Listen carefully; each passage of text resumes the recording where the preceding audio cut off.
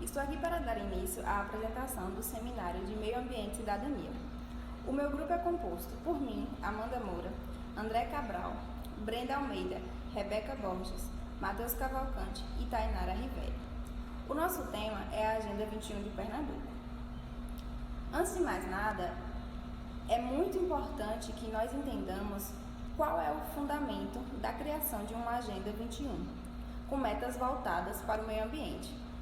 Isso quer dizer que a Agenda 21 propõe a integração entre o meio ambiente e o desenvolvimento, mas também reconhecendo que o combate à pobreza é a condição primordial para garantir a sustentabilidade. Quanto ao seu plano estratégico, parte de uma visão integrada de diversos componentes, sendo esses abordados todos juntos, com garantia de que os direitos das mulheres, dos grupos vulneráveis. Dadas essas informações, vamos ao seu surgimento, como ele ocorreu. A Agenda 21 foi um pacto assinado entre diversos países durante a Conferência das Nações Unidas sobre o meio ambiente e desenvolvimento, realizada no Rio de Janeiro em 1992. Trata-se de um plano de ação estratégico para promover, em escala planetária, um novo padrão de desenvolvimento global que garanta a qualidade de vida para a... Quanto aos seus parâmetros norteadores, a Agenda 21 do Estado de Pernambuco tem por base a Agenda 21 Global, a Convenção de Combate à Desertificação, a Convenção da Biodiversidade, a Declaração do Milênio e a Agenda 21 brasileira. Ela possui um conceito de desenvolvimento sustentável que engloba necessariamente 3 determinações. A primeira determinação é que os objetivos centrais do desenvolvimento sustentável são a elevação da qualidade de vida e a equidade social, seja no curto, médio ou longo prazo, principalmente no longo prazo, porque as gerações futuras são as que mais vão sofrer com tudo. O segundo é que os pré-requisitos são a eficiência econômica e o crescimento econômico, pois sem ele não há possibilidade de se elevar a qualidade de vida ou pelo menos de promover essa equidade. São, portanto, condições necessárias, mas sozinhas elas não são suficientes para a implementação do modelo desenvolvido proposto pela Agenda 21.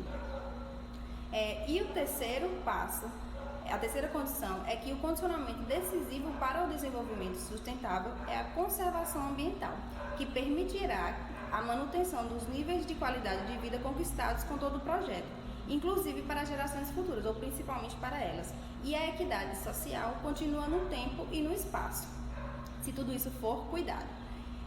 Todo o debate internacional sobre o desenvolvimento sustentável nos últimos 10 anos conduziu à integração entre meio ambiente, coesão social, pobreza e crescimento. Além disso, foi estabelecido um consenso em torno da necessidade de formulação de políticas eficazes, bem como de instituições habilitadas que ofereçam maior capacidade de resposta, como, por exemplo, de outras iniciativas além da agenda aqui exposta, nós podemos citar o protocolo. Dessa forma, vamos entender mais um pouco sobre a sua metodologia e sobre o seu processo de elaboração. A Agenda 21 ela é um processo de planejamento participativo com a mobilização de todos os segmentos da sociedade. Ela diagnostica as situações e também analisa a situação do Estado e estabelece uma estratégia de ação baseada em compromissos de mudanças, democratização e descentralização. Quanto à sua coordenação, ela foi feita pelo Governo do Estado, por meio da Secretaria de Ciência, Tecnologia e Meio Ambiente, a chamada SECTAMA, e também pela Secretaria Executiva do Fórum Estadual da Agenda 21 de Pernambuco, no qual todos os atores envolvidos na implementação do desenvolvimento sustentável deverão centrar esforços na sua criação, tanto nos meios de soluções múltiplas, adaptadas a cada realidade, como dos mecanismos de natureza mais abrangente, normativos e financeiros, viabilizando as ações de longo prazo. Outra questão é adotar, com visão prospectiva, uma abordagem integrada e sistêmica das dimensões econômica, sociocultural, ambiental, tecnológica e político-institucional do desenvolvimento sustentável, buscando eficiência econômica, conservação e qualidade ambiental, equidade social e principalmente democracia. Sobre a elaboração dos seus temas, eles foram escolhidos e aprovados pelo Fórum Estadual da Agenda 21, sendo eles divididos em 6 eixos temáticos prioritários. São eles: o primeiro, cidades sustentáveis; o segundo, gestão de recursos naturais; o terceiro, combate à desertificação e convivência com a seca; o quarto, redução das desigualdades sociais; quinto, infraestrutura; sexto, economia sustentável. O documento resultante de todos esses eixos consistiu em uma matriz com as estratégias, diretrizes e as ações que é a chamada Agenda 21 de Pernambuco. São eixos temáticos distribuídos em quadros. No quadro 1 está Cidades Sustentáveis. Esse tema abordou o uso e a ocupação do solo, planejamento e gestão urbana, habilitação e melhoria das condições ambientais, garantia de direito de acesso às cidades, padrões de consumo, reciclagem e coleta seletiva de lixo, prevenção e controle de diminuição de impactos ambientais em áreas urbanas, conservação do patrimônio histórico, rede urbana e desenvolvimento sustentável dos assentamentos humanos, transporte urbano, abastecimento de água e serviço de esgoto sanitário. O próximo é a infraestrutura.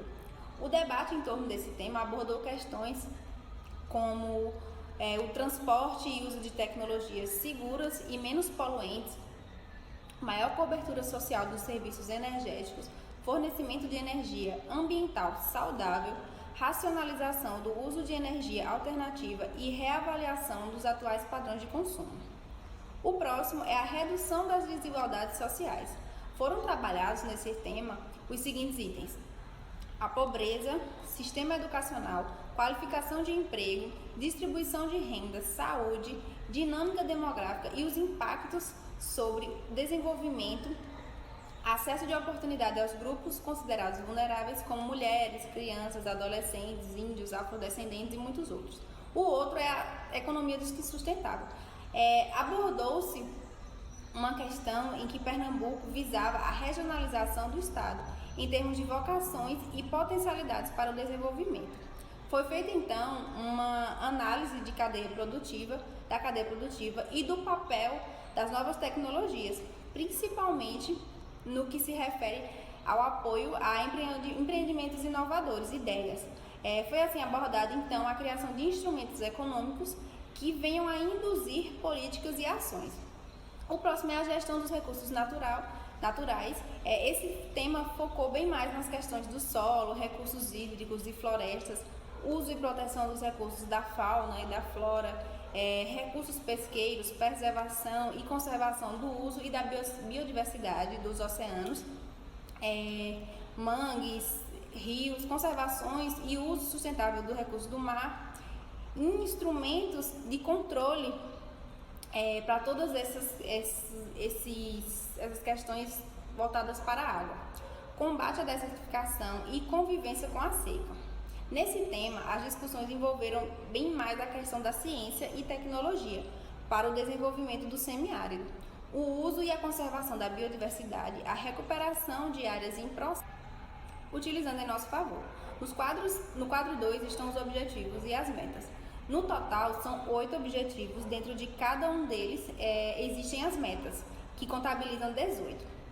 O primeiro objetivo é a erradicação da pobreza extrema e da fome, tendo como meta reduzir pela metade a proporção de pessoas que ganham menos de $3 por dia.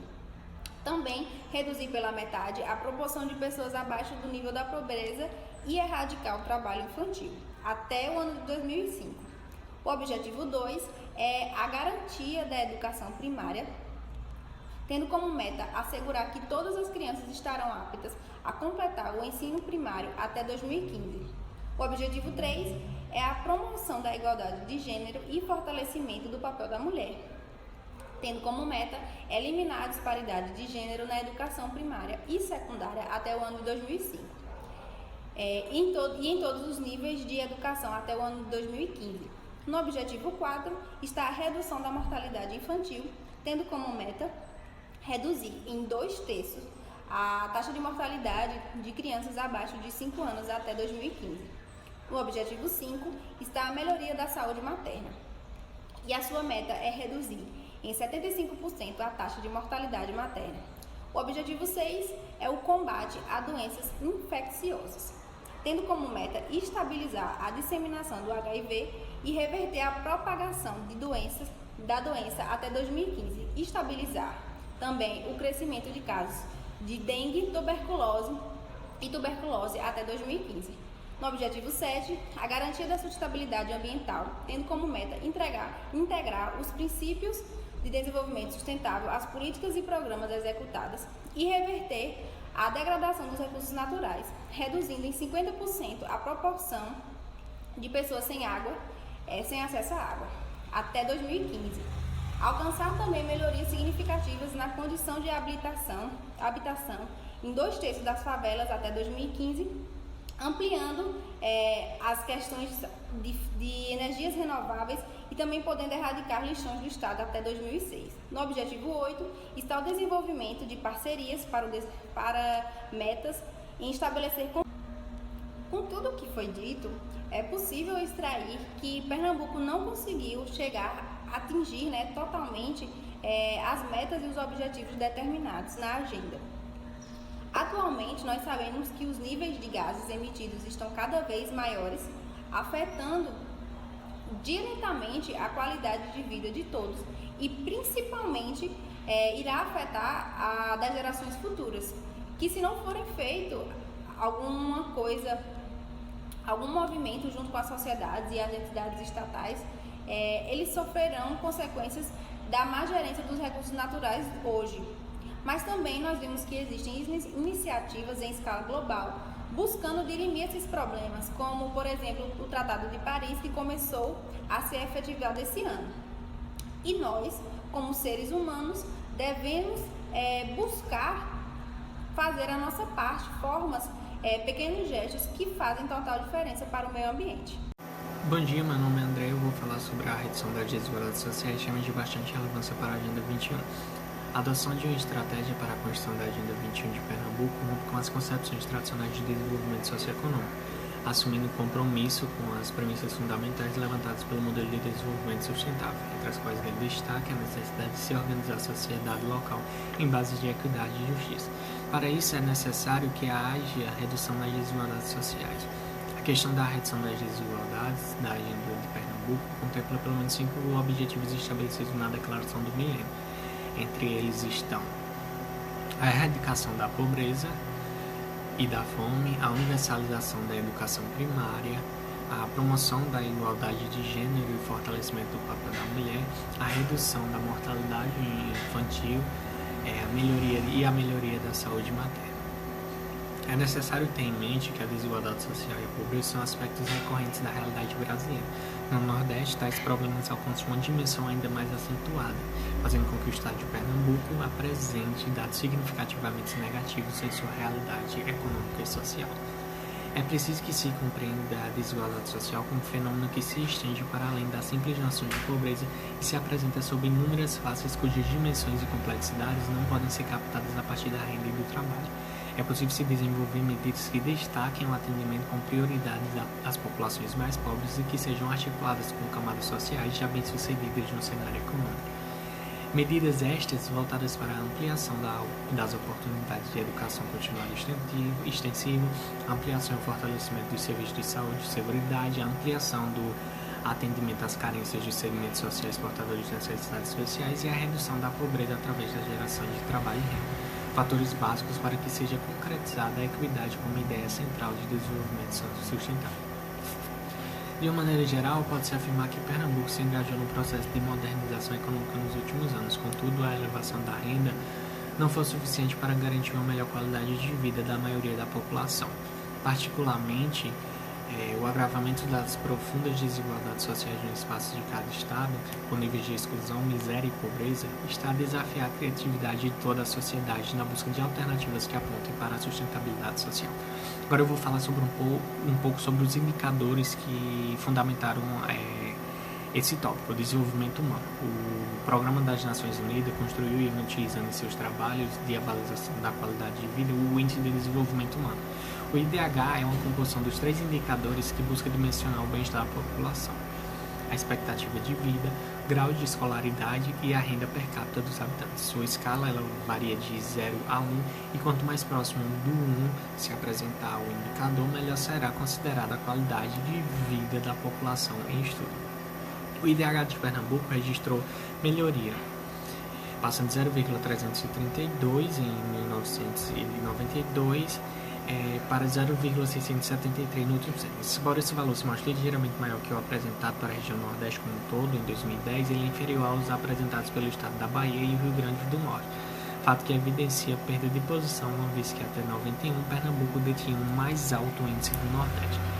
Uma das causas que contribuem com o mau desempenho do Estado na composição desse indicador é o fato de que Pernambuco ainda ele apresenta uma das maiores taxas de mortalidade infantil do Nordeste, com 31,7 mil mortes por mil crianças nascidas, perdendo apenas para o estado de Alagoas e Maranhão.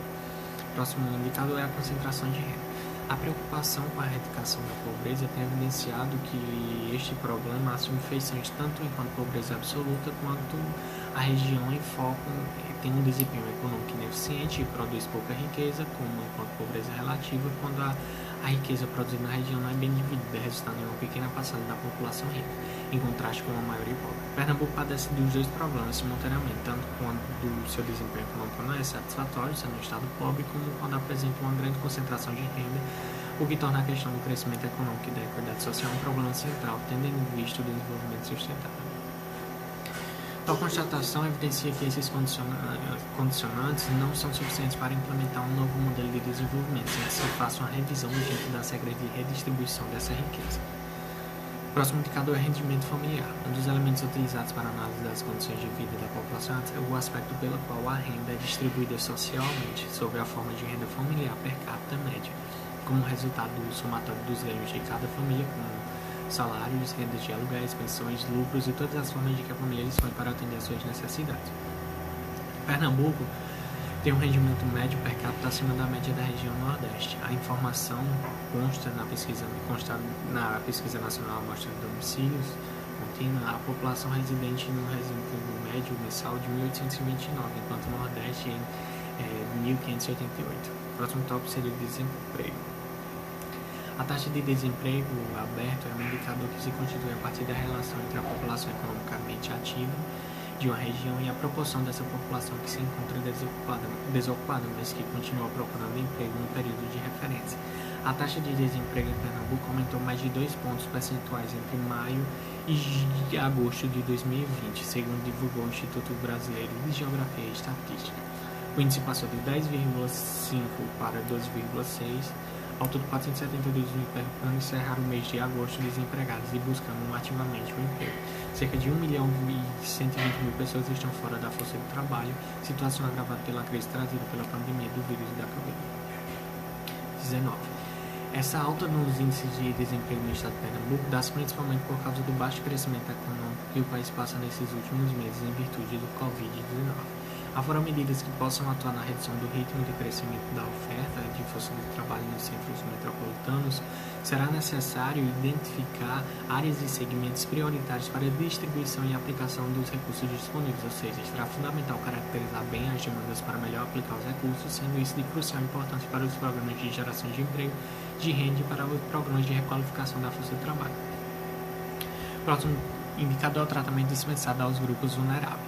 Dentro do quadro geral e de desigualdades sociais, pode perceber que os diversos grupos que compõem e caracterizam a heterogeneidade do tecido social não se encontram diante das mesmas chances de participação, havendo os grupos que se tornam mais vulneráveis diante do risco de pobreza, discriminação e violência. A vulnerabilidade de tais grupos decorre de fatores de desigualdade social e economicamente impostos. As possibilidades de se reverter o quadro desfavorável não dependem apenas de autodeterminação dos seus componentes, mas de intervenção política direta, como condição de estabelecimento da equidade e base do exercício da igualdade. Entre esses grupos merecem destaque as mulheres, as crianças e os adolescentes, os idosos, os representantes de etnias negras e indígenas e os portadores de necessidades especiais. As mulheres são representantes de grupos vulneráveis, tanto pela sua inserção na economia, na qual o rendimento do trabalho feminino são, de uma maneira geral, inferiores ao trabalho masculino. Isso comprova quando se afere que o número de famílias pobres chefiadas por mulheres é superior ao de famílias na mesma situação de pobreza, chefiadas por homens, como pela fragilidade feminina diante da violência, especialmente na violência praticada dentro da família.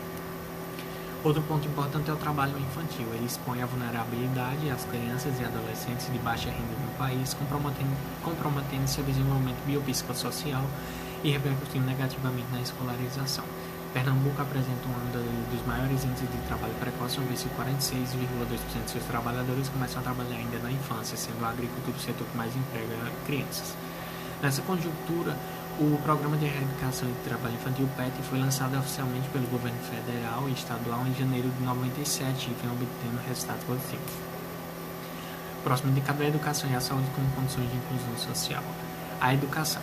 O acesso universal à educação e à informação é visto como uma variável-chave para a consolidação do exercício da cidadania, sendo importante tanto para a expansão da renda individual e familiar, como para a consequente redução da pobreza. Os altos níveis de educação estão sempre vinculados aos altos índices de renda em sociedades que apresentam bons níveis de qualidade de vida e de suas populações. Da mesma forma, em sociedades que ostentam baixo índice de desenvolvimento humano, o acesso à renda e à riqueza se tornam condições indispensáveis ao acesso à educação e à informação de qualidade de vida. Assim, a educação se torna um indicador de grande significado tanto de mensuração da igualdade social como de consolidação das desigualdades sociais. A saúde. As condições de saúde em Pernambuco podem ser avaliadas ao mesmo tempo como resultado da pobreza, quando os baixos níveis de renda e de educação da população resultam em práticas pouco saudáveis como precárias, condições de higiene, alimentação insatisfatória, com baixos índices nutricionais, etc. E também como fator realimentador dessa mesma pobreza manifestada pela baixa aptidão para a escolaridade e baixa produtividade no trabalho. Da mesma forma, os dados sobre a saúde no Estado revelam o resultado do processo acelerado de modernização da economia, reproduzindo a redistribuição desigual dos frutos do modelo de desenvolvimento, ao lado dos indicadores de baixa qualidade da saúde desfrutada por parte da população. Pernambuco é o segundo polo médico do Brasil, perdendo apenas para São Paulo. Destacam-se algumas especialidades como a cardiologia, a oftalmologia e traumatortopedia, e a grande importância da economia para o Estado, sendo o segundo maior contribuinte de ISS na região metropolitana de Recife, com participação em torno de 3%. A liderança de Pernambuco dá-se também devido à sua capacidade de inovação. O Estado montou o primeiro banco de leite do país e possui hoje o segundo maior banco de pele do Brasil. Outro destaque é o Instituto Materno Infantil Pernambuco, IMIP, referência no país, atendendo 20 mil lactantes por ano, fazendo 800 cirurgias em crianças por mês e fornecendo 6 mil doses de vacinas mensalmente. E por último, a esperança de vida. Como bem observa o documento do IBGE sobre os indicadores de desenvolvimento sustentável no Brasil, a esperança de vida ao nascer está estreitamente relacionada às condições de saúde e sanitárias de uma região, refletindo influências de ordem social, econômica e ambiental de uma maneira geral, embora tenha havido uma persistente ampliação da longevidade de vida que se ampliou de 66,3 para 68,5 em 2000 e 76,7 em 2020. Observa-se que a expectativa de vida ao nascer dos homens no Brasil apresenta-se inferior às das mulheres, sendo de 72,8 para eles e de 79,9 para elas. Em Pernambuco, com índices mais baixos de expectativa de vida, sendo a previsão de 74,6, os homens vivem em média 70,8 e as mulheres 78,4. Esta média, inclusive, mostra superior à apresentada para a região Nordeste como um todo, que é de 70 anos. Então, é por isso. Olá, me chamo Brenda de Almeida Silva e irei dar continuidade ao trabalho sobre a Agenda 21 de Pernambuco e compartilhar informações com vocês. Vamos falar sobre economia sustentável. As desigualdades econômicas e sociais que afetam não só o estado de Pernambuco, afeta também todo o território brasileiro. E a maneira como a economia tratou tradicionalmente a realidade limitada para a interpretação do processo de desenvolvimento neste século, cria a teoria econômica tradicional e que considerava o crescimento econômico como suficiente para alcançar o progresso da sociedade. E sendo assim, alcançando o progresso da sociedade, ele seria um inibidor de desigualdade. A noção de economia sustentável, ela está ligada à visão de desenvolvimento que incorpora as formas de riqueza não monetárias, como a saúde, o bem-estar, as redes sociais também, a água, o ar de boa qualidade e a biodiversidade. Na noção de capital tradicional, deve então ser ampliada para incluir os outros tipos de capital, como sendo capital natural, capital humano, capital social, dentro de uma concepção de sustentabilidade econômica. A economia sustentável, ela passa a ser considerada como uma dimensão de um esquema triangular que incorpora a economia, a sociedade e o ambiente da noção de desenvolvimento sustentável. A diversificação da economia estadual. Bom, sobre a diversificação da economia estadual, a base econômica de Pernambuco, ela apresenta uma diversidade que torna distinta dos maiores estados, exceto o estado da Bahia, mas aos demais estados nordestinos sim. Os setores dinâmicos da economia e suas cadeias produtivas. O contexto favorável à definição e implementação de uma política de ciência e tecnologia arrojada em Pernambuco também se deve à existência de setores modernos e dinâmicos na sua economia. E sobre os desafios setoriais da produção. No estado de Pernambuco, a participação da indústria ela aumentou até meados de 80 e nessa mesma posição deu uma caidinha para a posição de 1970, apresentando atualmente uma ligeira recuperação, evoluindo cada vez mais, porque os serviços eles se mantiveram com a mesma participação até meados da década de 80, aumentando substancialmente a sua participação daí até o atual momento. Produção agrícola. A agricultura do estado de Pernambuco, no tocante à sua capacidade de produção de alimentos para atender uma demanda crescente da população e das matérias-primas, constitui um desafio para o desenvolvimento sustentável do estado. E um desafio grande, inclusive. Sobre a produção rural não agrícola. O novo rural, ele já é, há alguns anos, uma realidade no estado de Pernambuco. E por isso, existem várias formas de produção rural não agrícola que estão se desenvolvendo rapidamente, contribuindo para aumentar a produtividade do sistema rural no grau de integração nos mercados nacionais e internacional, porque Pernambuco é um polo muito grande de exportação, exporta muito, né? Já sobre a pesca e a carcinicultura, a Organização Associativa de Pescadores em Pernambuco ela é composta por uma federação, 21 colônias e 5 associações. E tal estrutura, em geral, ela não atende às reais necessidades dos pescadores, atuando de uma forma desordenada, porque encontram sérios problemas, sendo esses problemas administrativos, financeiros, organizacionais, e com toda certeza isso cria problemas que acabam limitando de forma significativa o empreendimento pesqueiro no estado. Com relação aos recursos pesqueiros, a pesca artesanal ela é favorecida em detrimento da pesca realizada em nível industrial. Uma das maiores causas de degradação ambiental aqui no Pernambuco identificada assim é a pesca predatória, porque ela é realizada com bombas de explosivo, cloros e venenos, uso de redes de malhas finas e o arrasto para pescar o camarão, a lagosta é também predatório, assim como os demais crustáceos em épocas proibidas. Esses projetos de carcinicultura, os aterros e os desmatamentos dos mangues, a poluição dos rios e estatutários por esgotos, e esses esgotos são domésticos e industriais, a circulação das embarcações motorizadas nos estatutários e a invasão aérea de praias e retiradas de área de rios são também uma das causas das predominantes citadas degradação do ecossistema.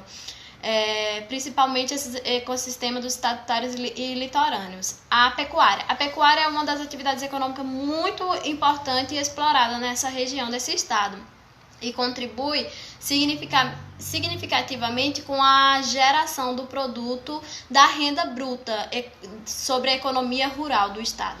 Já o turismo é também muito bom no estado de Pernambuco, porque devido à sua localização e o seu clima, sobre o seu acervo histórico, a cultura, o nível de crescimento econômico, ele apresenta um grande potencial para o desenvolvimento do turista. Então, estamos recebendo muitos turistas nos últimos tempos, cada vez mais uma crescente. Já os serviços médicos em Pernambuco, 50% dos leitos eles estão agregados na região metropolitana, estando a maioria em Recife. Outros serviços especializados. No estado de Pernambuco, nas dimensões competitivas de custo de qualidade, muitas empresas elas têm dificuldades no gerenciamento. Já a gestão dos recursos naturais, o processo de gestão de recursos naturais prevê a participação de todos os segmentos da sociedade. Para isso é necessário que haja disseminação e acesso à informação, a descentralização das ações, ao desenvolvimento da capacidade institucional e a ampliação da abordagem da gestão dos recursos naturais, promovendo a inserção ambiental nas políticas setoriais. Vamos falar agora sobre o uso e conservação da biodiversidade. Sob o ponto de vista da diversidade biológica, o Atlas da Biodiversidade de Pernambuco, em 2002, ele identificou no estado 71 áreas prioritárias para a conservação. Essa classificação ela foi realizada e foi considerando também os aspectos biológicos e não biológicos, como a cobertura vegetal, o uso atual do solo, relevo, recursos hídricos, áreas suscetíveis à salinização, vários fatores como mercado, vocação natural. Os recursos hídricos encontram conflitos de interesse com relação ao uso desses recursos, apresentando pela geração da energia elétrica, pelo abastecimento urbano e industrial, pela manutenção do ambiente propício à vida aquática e principalmente pela agricultura irrigada. Evidenciam então necessidades de articulação interinstitucional e a adoção de uma política de gestão integrada e compartilhada pelos diversos atores sociais envolvidos com os recursos.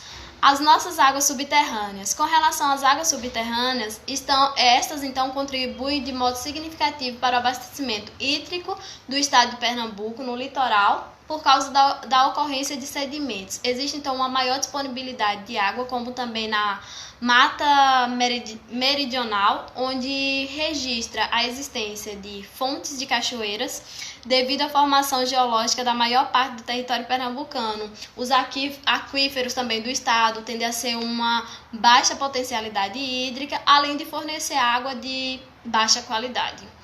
Oceanos, mares e áreas costeiras. Assim como toda a zona costeira brasileira, o litoral pernambucano ele necessita tanto de ações preventivas como corretivas para o planejamento da gestão.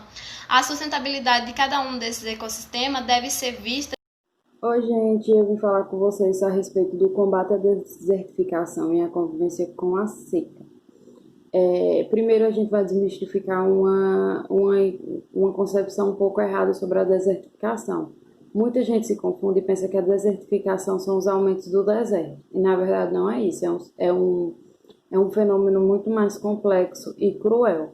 A desertificação mesmo envolve política, economia, sociedade, física, é muito complexo, envolve muitas coisas. A desertificação geralmente acontece em lugares um pouco mais afastados, em lugares pequenos, curtos, lugares de pequena extensão, e se dá muitas vezes em decorrência a uma agropecuária extensiva, um extrativismo desordenado, e isso vem preocupando muito a nível mundial desde os anos 30. Foram feitos tratados e em 92, no Rio 92, e foi percebido que os tratados não estavam adiantando, que a desertificação continuava crescente, continuava preocupando e precisaria criar conferências exclusivas para tratar do combate à desertificação. Então houveram 13 reuniões, uma no Brasil em 99, uma em 98 no Dakar e uma em 97 em Roma. O Brasil, por sua vez, fez, o Ministério do Meio Ambiente, junto com o IBAMA, fez todo o mapeamento do Brasil a respeito para mapear a desertificação. Foram, óbvio, com um país desse tamanho, foram encontrados vários níveis, desde alto, moderado a baixo.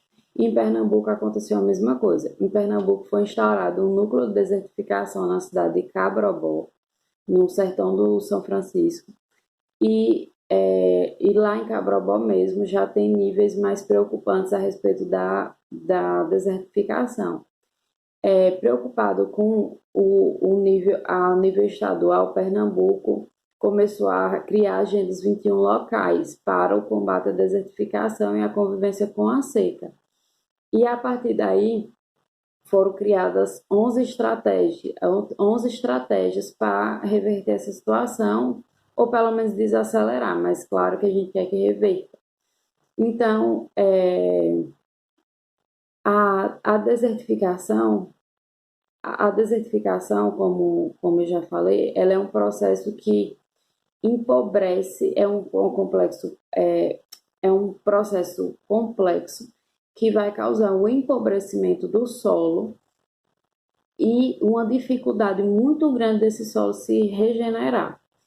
Então, Pernambuco, como tem uma dependência econômica muito grande das atividades que a gente econômicas que são feitas a partir do solo, como o plantio, a extração, a agropecuária, foi pensado em 11 estratégias para que se combata a desertificação. Entre elas está a formação de cidades sustentáveis, o combate à desigualdade social, a melhoria na educação, a profissionalização a um aproveitamento melhor das novas tecnologias, para o melhor aproveitamento do solo. E por aí, o grande problema do estado de Pernambuco, do Brasil em si, mas a gente está falando do estado de Pernambuco, ao combate à desertificação é a economia e os impactos políticos e sociais que acarretam tudo isso. O Pernambuco tem uma predominância econômica muito grande, principalmente na região do São Francisco, que é inclusive uma das regiões mais afetadas pela desertificação, pelo assoreamento do rio e tudo mais do plantio, do cultivo, da agricultura familiar, da agropecuária. Então, o processo de irrigação feito nas áreas um pouco mais afastadas também causa essa desertificação. Então, quando você vai combater a desertificação, vai incluir problemas muito maiores do que só você mudar a forma de plantio. Você tem que realmente pensar na educação, você tem que realmente pensar na desigualdade social, para que, a partir da evolução da sociedade em si, a evolução da educação, da consciência ambiental, você possa começar gradativamente a diminuir essa desertificação e, quem sabe, futuramente reverter os lugares onde o nível de desertificação já está muito alto. Então, é isso, gente. Esperamos que a Agenda 21 dê certo, dê resultados e até mais. Em relação à gestão de recursos naturais, dentre as estratégias nós temos a regulação do uso e ocupação do solo, atribuindo-se importância para a biodiversidade e conservação dos recursos naturais, além de uma identificação da capacidade de exploração dos recursos minerais. Temos também o uso e a conservação da biodiversidade como estratégia, por meio da implementação e ampliação das unidades de conservação e dos corredores ecológicos do Estado, manejo sustentável, conservação das espécies ameaçadas de extinção, resgate de conhecimentos das populações indígenas, dentre outras estratégias trazidas. Temos também as medidas de controle e qualidade ambiental por meio do sistema de licenciamento de atividades poluidoras, implementação de atividades de recuperação, monitoramento e fiscalização de áreas degradadas, a adoção de mecanismos de certificação, o estabelecimento de normas e regulamentações para o uso racional de energia, controle da poluição difusa de origem agrícola, realizando-se uma classificação das principais formas e seus impactos reais, prevenção e atenuação das inundações urbanas e seus efeitos, e a divulgação da sistemática dos mecanismos de desenvolvimento limpo. Temos ainda a gestão integrada dos recursos hídricos, por meio da conservação desses recursos, através da recuperação, da revitalização e também do uso dos instrumentos de gestão. Recuperação, revitalização e conservação das bacias, ampliação da oferta de água em qualidade e quantidade adequadas. Um exemplo disso seria a integralização dos sistemas hídricos como uma alternativa para universalizar o abastecimento de água. Temos também a otimização e implementação dos instrumentos de gestão dos recursos hídricos, o uso racional de água e a criação de mecanismos de proteção dos mananciais como estratégia. Quanto ao combate à desertificação e convivência com a seca, dentre as estratégias trazidas pela agenda, nós temos o desenvolvimento de processos produtivos sustentáveis, com o estabelecimento de mecanismos de manejo sustentável da fauna e flora, bem como a sua recomposição e conservação, além da consolidação da conservação da biodiversidade como um valor importante da prática cidadã.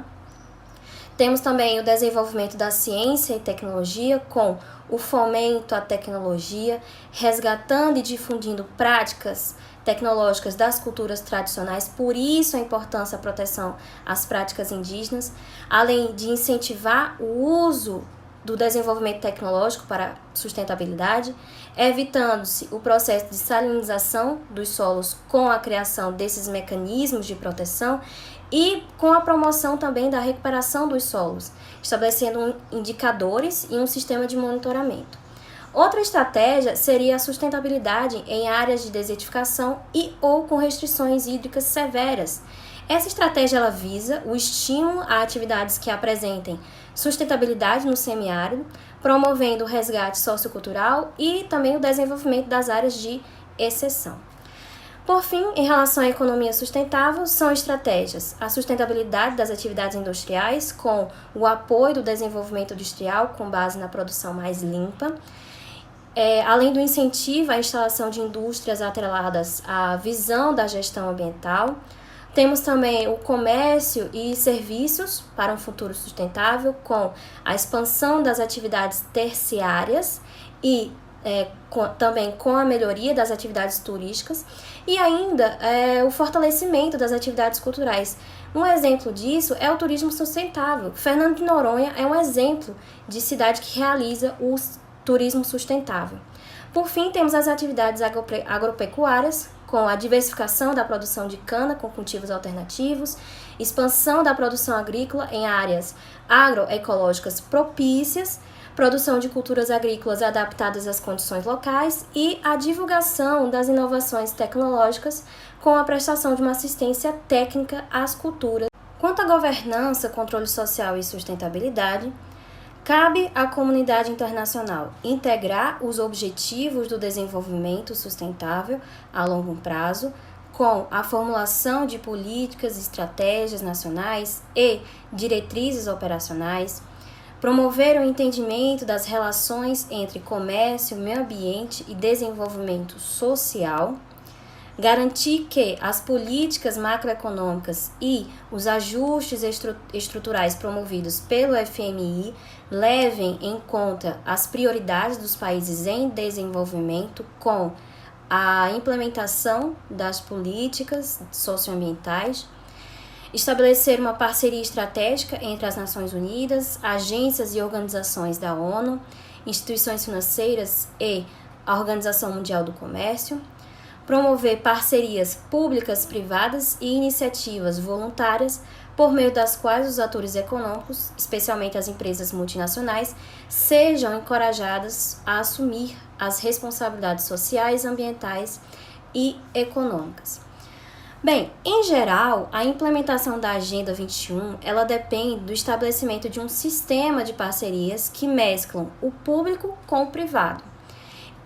E essas parcerias, elas se encontram em 6 segmentos, que são os 3 níveis do governo, federal, estadual e municipal, o setor produtivo nacional e o local, as organizações não governamentais, internacionais, nacionais e locais, as agências multilaterais e bilaterais de financiamento, nacionais e internacionais, os movimentos sociais e os locais e as agências não governamentais. São papéis do governo em relação à governança nacional: estabelecer a regionalização de políticas, estratégias, programas e instrumentos de desenvolvimento nacional, bem como das estratégias regionais específicas.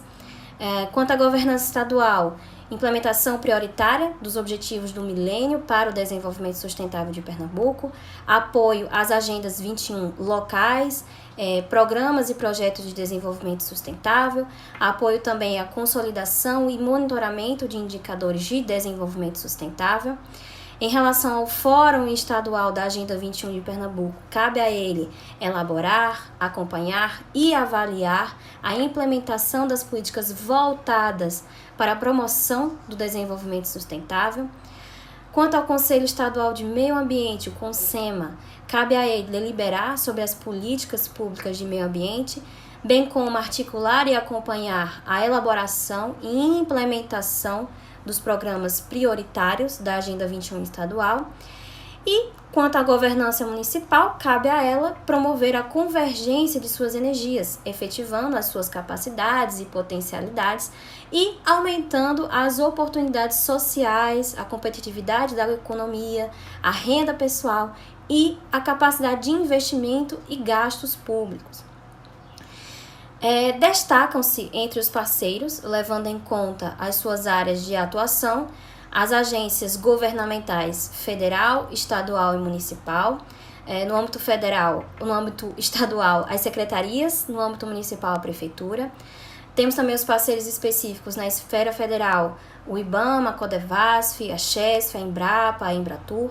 Na esfera estadual, temos a Compesa, a CELP e a Companhia Pernambucana de Meio Ambiente. Temos também as universidades e os centros de ensino e pesquisa, as fundações de pesquisa e de cultura. Temos as organizações não governamentais, as entidades de classe, os sindicatos. Temos também o Poder Legislativo Estadual e Municipal, as instituições representativas do Poder Judiciário, dentre outros sujeitos que a Agenda 21 traz. Bem, a Agenda 21 de Pernambuco, por intermédio dessas estratégias estabelecidas no texto, ela atribui aos sujeitos em seus diferentes níveis o papel de proteger e priorizar o meio ambiente em face do desenvolvimento econômico e social, por meio de uma coalizão, de modo que a natureza ela não seja tão impactada severamente, já que estamos todos conectados, portanto, acaso sofra algum dano irreparável ou de difícil solução, seremos prejudicados também. Boa noite, eu sou Matheus Cavalcante e, como foi falado anteriormente, a Agenda 21 é de extrema necessidade para o desenvolvimento de um Estado, de uma sociedade que cada vez mais destrói a diversidade, o meio ambiente. Ela busca, como já foi dito anteriormente, promover a educação, promover a saúde, tentar diminuir as desigualdades sociais.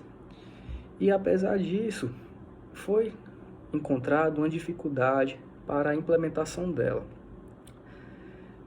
Meios para isso, para que ela consiga ser implementada, estão principalmente alicerçadas na educação. A educação é o ponto-chave para a implementação da Agenda 21. Tanto a sociedade como um todo, desde as pessoas mais vulneráveis, quanto nas ciências, nas tecnologias de alta ponta. Para isso, é necessário que se faça uma educação ambiental desde as raízes da sociedade até a pirâmide, até a ponta da pirâmide. Como assim?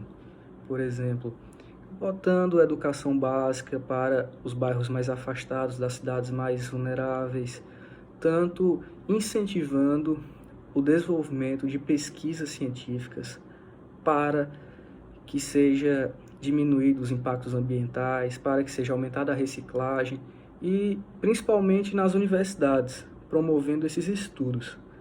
Além disso, pode ser feito uma integração de informações, de pesquisas, de resultados delas, buscados nessas universidades, inclusive usando a tecnologia a favor. A tecnologia que tanto destruiu o meio ambiente também pode ser usada a favor, tanto como o uso das redes sociais, promovendo, informando a maioria da população, grande parte da população que tem redes sociais, poderá se informar por meio delas. Inclusive, a partir de programas na TV comerciais, tudo o que vise buscar conscientizar os cidadãos, para que estes possam tanto fiscalizar o meio ambiente, que é uma função dos nossos cidadãos brasileiros, como eles mesmos buscarem reduzir a poluição, buscar incentivar a reciclagem, buscar consumir de empresas destinadas ao desenvolvimento do meio ambiente. Tudo isso pode ser feito pelo cidadão por meio de uma boa educação dada primeiramente nas bases mais baixas da sociedade e com isso tornando mais fácil a implementação da Agenda 21. E para que ela seja viável, é necessário que haja um financiamento, destacando-se em âmbito internacional o PNUD, o Programa das Nações Unidas de Desenvolvimento, e o Banco Mundial, que são grandes colaboradores para a arrecadação de verba destinadas à implementação da Agenda 21. Também há, no campo nacional, a destinação de verba por meio do orçamento anual, advindo da arrecadação de tributos, como também da geração de recursos públicos adicionais, como o Fundo Setorial de Desenvolvimento Científico e Tecnológico. Com isso, com esses fundos, pode ser captado grande destinação de verbas para que ela seja implementada, visando sempre incentivar empresas a destinar verbas a ela por meio de incentivos fiscais, proporcionando que seja viável, que seja rentável, que seja favorável que as grandes empresas destinem verbas ao meio ambiente. Além disso, já há em Pernambuco, já há no Brasil, o ICMS socioambiental, que premia municípios com melhor desempenho nas áreas de resíduos sólidos, na proteção das unidades de conservação, redução de mortalidade infantil e aumento de matrículas no ensino fundamental. Sendo de grande necessidade, se faz muito necessário que o poder público atue dessa forma, incentivando cada vez mais as empresas, os municípios também, que incentive para que estes colaborem com a preservação da natureza, com o desenvolvimento da sociedade como um todo. Ainda assim, pode ser feito também uma boa forma de implementar a Agenda 21 por meio da fiscalização, aumentando agências de fiscalização nos municípios para que estes fiquem a observar e a não permitir a degradação do meio ambiente. Em virtude de o Brasil ser um país destaque na agropecuária, também é uma boa alternativa os incentivos ao produtor rural que contribua para a preservação da natureza. De que forma? Ou seja, este que atua promovendo a agroecologia, preservando certas áreas ambientais, a natureza, e evitando queimadas, tendo medidas ecologicamente agradáveis, ecologicamente sustentáveis. Também se faz necessário a difusão de tecnologias limpas, de energia solar, energia eólica, e incentivar cada vez mais quem busque esse tipo de tecnologia. E com tudo isso, ficará cada vez mais acessível a implementação da Agenda 21, acarretando diversos benefícios à sociedade como um todo, buscando aumentar as relações institucionais com o meio ambiente, buscando preservar o lugar no qual vivemos, para que as gerações futuras possam viver melhor, para que as gerações atuais possam ser mais conscientes do dano causado, das formas que podem evitar esse dano, principalmente das empresas que são grandes agravantes na destruição do meio ambiente, com estas conscientes e fazendo o seu papel na sociedade, que as empresas têm função social, tanto na geração de empregos, quanto na preservação do meio ambiente, ecologicamente falando. E com tudo isso teremos uma sociedade melhor e um ambiente melhor para nós vivermos.